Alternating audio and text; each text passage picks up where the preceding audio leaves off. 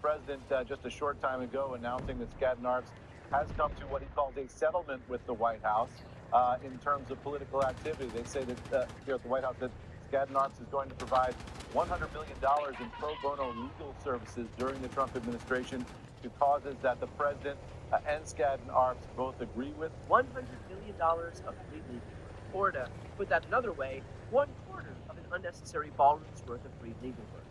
It is worth remembering that this isn't just some wealthy distant cousin in the royal family that we're talking about here. This is the brother of the king, a king who immediately weighed in on the arrest of his sibling. A statement from His Majesty the King. I have learned with the deepest concern the news about Andrew Mountbatten Windsor and suspicion of misconduct in public office. What now follows is the full, fair, and proper process by which this issue is investigated in the appropriate manner and by the appropriate authorities. In this, as I have said before, we have our full and wholehearted support and cooperation. Let me state clearly, the law must take its course. And that is what accountability looks like over there. Whereas here, Arrested by the police there relates to something.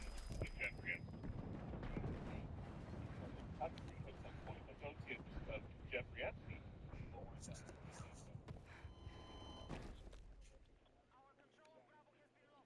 I can actually speak about it very nicely.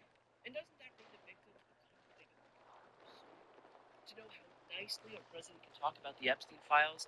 Not only does Donald Trump refuse to even entertain the idea of holding one of these men accountable for their relationship with Epstein, this morning he was happy to show the world how much of a fuck he doesn't give. It's always nice to be young and handsome.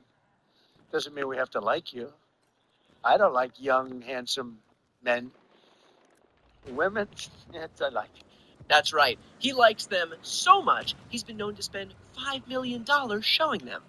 The reality is, this administration has all the time, money, and resources at their disposal to properly handle the Epstein files and bring closure to the victims, but it's not happening because they simply don't want to. The reason more high-profile people in America are not being held accountable is because Donald Trump, his DOJ, and practically the entire Republican Party are not only choosing not to do anything, but are impeding anyone else from pursuing accountability. At every single turn, these people have done whatever possible to provide cover for anybody involved. On the Epstein files, there she is there speaking. Why won't you swear her in? Yeah. I mean, again, they're becoming experts at distraction and red herrings. This has absolutely nothing to do about Epstein. As of tonight, the Department of Justice is nearly 2 weeks late in releasing the case files of federal investigations of Epstein and co-conspirator Ghislaine Maxwell. Federal law required the release by December 19th. At the same time, at least 15 newly released files disappeared from the DOJ's website. It is not clear as to why that happened. So frustrating, right? Probably just a computer error. I mean, we've all gotten the message, like the current administration, this file is corrupt and cannot be opened. And this from the party who branded themselves as the bastions of family values. Somehow the King of England can support his own brother being arrested and held accountable for his crimes.